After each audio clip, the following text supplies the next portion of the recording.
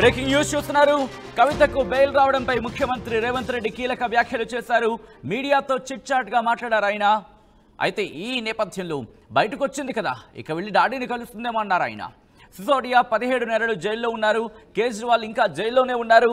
అయినా కవితకు ముందే బెయిల్ ఎలా వచ్చింది అంటూ కూడా ఆయన వ్యాఖ్యానించినట్టుగా తెలుస్తోంది. దీంతో పాటు బీజేపీతో ఒప్పందం వల్లే కవితకు బెయిల్ వచ్చిందన్నారు ఆయన. బీజేపీ బీఆర్ఎస్ రహస్య ఒప్పందం నిజమంటూ కూడా చెప్పుకొచ్చారు. పార్లమెంటు ఎన్నికల్లోనే ఇది బయటపడిందన్నారు ఆయన. బీఆర్ఎస్ ఓటు బ్యాంక్ బీజేపీకి టర్న్ అయిందన్నారు. దీంతో పాటు బీఆర్ఎస్ సహకారం వల్లే 8 చోట్ల గెలిచిందంటూ కూడా చెప్పుకొచ్చారు ఆయన.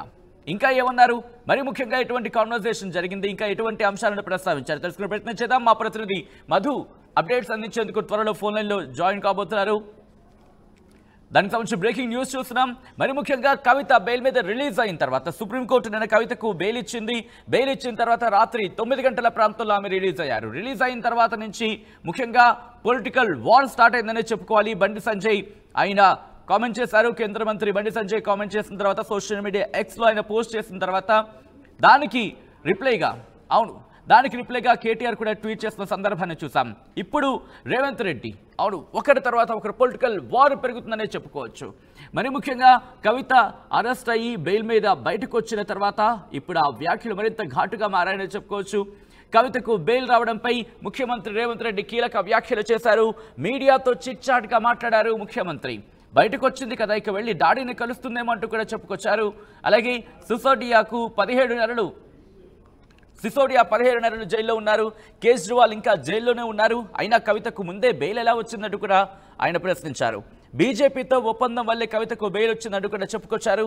బీజేపీ బీఆర్ఎస్ రహస్య ఒప్పందం నిజమే అన్నారు ఆయన. పార్లమెంటు ఎన్నికల్లోనే ఇది బయటపడింది. బీఆర్ఎస్ ఓటు బ్యాంక్ బీజేపీకి టర్న్ అయిందన్నారు రేవంత్ రెడ్డి. బీఆర్ఎస్ సహకారం వల్లే బీఆర్ఎస్ 8 చోట్ల గెలిచిందంటూ కూడా చెప్పుకొచ్చారు ఆయన. నిన్న ఇటు బెయిల్పై రిలీజ్ అయిన తర్వాత కాన్వర్సేషన్ చూస్తున్నారు. ఇటు మాజీ మంత్రి కవిత అన్నయ్య కేటీఆర్ అలాగే కవిత వీళ్ళిద్దరూ కూడా మాట్లాడుకుంటున్న సందర్భాన్ని మీరు చూస్తున్నారు. ఇన్ఫాక్ట్ నిన్న బయటకు వచ్చిన తర్వాత కూడా భావోద్వేగంతో కవిత మాట్లాడిన సందర్భాన్ని చూసాం. వడ్డీతో సైతం చెల్లిస్తామంటూ కవిత చేసిన వ్యాఖ్యలు ఇప్పుడు రాజకీయంగా సంచలనంగా మారాయి. మరి ముఖ్యంగా ఎవరిని ఉద్దేశించి అన్నారన్న అంశానికి సంబంధించి మాత్రం ఇంట్రెస్టింగ్ డిస్కషన్ జరుగుతుంది. మా ప్రతినిధి మధు అప్డేట్స్ అందించేందుకు ఫోన్ లైన్లో జాయిన్ అవుతున్నారు. మధు, రేవంత్ రెడ్డి చిట్చాట్లు ఇంకా ఏమన్నారు, కవితకు సంబంధించి కవిత బెయిల్పై బయట వచ్చిన నేపథ్యంలో ఎటువంటి వ్యాఖ్యలు చేశారు ఆయన? ఇంకా ఎగ్జాక్ట్లీ నిజంగానే అంటే మనీష్ సిసోడియా ఉప ముఖ్యమంత్రి ఆమ్ ఆద్మీ పార్టీకి సంబంధించి ఆయనకు బెయిల్ రావడానికి మొత్తం 17 నెలలు పడితే కవితకు మాత్రం 5.5 నెలలోనే బెయిల్ వచ్చింది.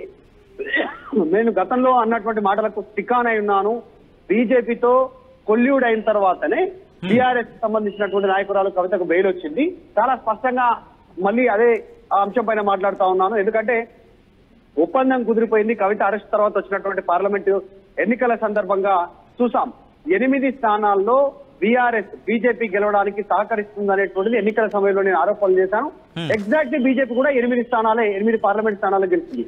ఆ 8 స్థానాల్లో కూడా బీఆర్ఎస్ డిపాజిట్ కోల్పోయినటువంటి సిచ్యువేషన్ ఉంది మొత్తం 17 పార్లమెంట్ నియోజకవర్గాల్లో. సో అది ఒప్పందం జరిగింది కాబట్టి దాని తర్వాత ఇప్పుడు బెయిల్ వచ్చింది, త్వరగానే బెయిల్ వచ్చింది అనేటువంటి చెప్తాను. ఇంకా కేజ్రీవాల్ జైల్లోనే ఉన్నారు, వీళ్ళకి మాత్రం బెయిల్ వచ్చింది అనేటువంటిది చాలా స్పష్టం చేస్తున్నట్టు ఆయన అదే అంశాన్ని చెప్పారు. గతంలో అయితే ఢిల్లీలో ముఖ్యమంత్రి చిట్ చాట్ లో భాగంగా సేమ్ ఈ రోజు మాట్లాడినట్టుగానే గతంలో కూడా ముఖ్యమంత్రి రేవంత్ రెడ్డి మాట్లాడిన సందర్భంలో ఆయన బీజేపీతో ఒప్పందం కుదిరిపోయింది, అసలు బీజేపీలో విలీనం కాబోతుంది బీఆర్ఎస్ పార్టీ అనేటువంటి ఆరోపణలు చేశారు. సో ఎటకేలకు కవితకు బెయిల్ వచ్చింది, వెళ్ళి ఇప్పుడు వాళ్ళ ఫాదర్ ని కలుస్తుంది. దాంట్లో ఎలాంటిది లేదు. కానీ ఈ ఒప్పందంలో భాగంగానే బెయిల్ వచ్చింది అనేటువంటి మాటను ముఖ్యమంత్రి రేవంత్ రెడ్డి మరొకసారి దీన్ని ఎక్స్ప్లెయిన్ చేసే ప్రయత్నం చేశారు. చిట్ చాట్ లో భాగంగా అదే ఒపీనియన్ ఆయన చెప్పే ప్రయత్నం చేశారు. రైట్, అంటే ఇప్పుడు ఇది పొలిటికల్ వార్ కి టర్న్ తీసుకునే అవకాశం కనిపిస్తోందా? ఎందుకంటే గతంలో కూడా ఆయన చెప్పిన సందర్భాన్ని చూసాం. ఇప్పుడు ఈయన చేసిన వ్యాఖ్యలు పొలిటికల్ గా ఎటువంటి సెన్సేషన్ గా మారే అవకాశం ఉంది ఇక్కడ? ఎగ్జాక్ట్లీ నిజంగానే ఆయన చేసినటువంటి వ్యాఖ్యలు ఇదే ఇప్పుడు యథావిధిగా ఇదే క్వశ్చన్ రైజ్ చేసింది. ఇప్పుడు ఆర్టీవీ అడిగినటువంటి క్వశ్చన్స్ నేను క్వశ్చన్ చేశాను సీఎం ని ఇదే అంశం పైన. కవితకు బెయిల్ వచ్చింది. ఇప్పుడు రేవంత్ రెడ్డి ముఖ్యమంత్రి స్థానంలో ఉన్నప్పటికీ కూడా రేవంత్ రెడ్డి కూడా 2015 తర్వాతనే ఓటుకు నోటు కేసులో బెయిల్ వచ్చింది. తర్వాత నేషనల్ హెరాల్డ్ కి సంబంధించినటువంటి కేసులో సోనియా గాంధీ, రాహుల్ గాంధీ ఈడీ కేసు విషయంలోనే బెయిల్ పైన ఉన్నారు. అప్పుడు ఎన్డీఏ ప్రభుత్వమే, ఇప్పుడు ఎన్డీఏ ప్రభుత్వమే. రేవంత్ రెడ్డి కూడా బెయిల్ పైన ఉన్నారు. ఇదే ఆరోపణలు కేటీఆర్ చేస్తా ఉన్నారు మీ పైన అని అడిగినటువంటి క్వశ్చన్ కి రేవంత్ రెడ్డి మనకు రెస్పాండ్ అయ్యారు. ఆయన ఆ విషయంలో మాట్లాడుతూ, నేను కేసు గురించి అనట్లేదు, ప్రభావితం గురించి చెప్తా ఉన్నాను. మొత్తం సీట్లను కోల్పోవాల్సి ఉంటుంది, వన్ సైడ్ గా కోల్పోయారు వాళ్ళు.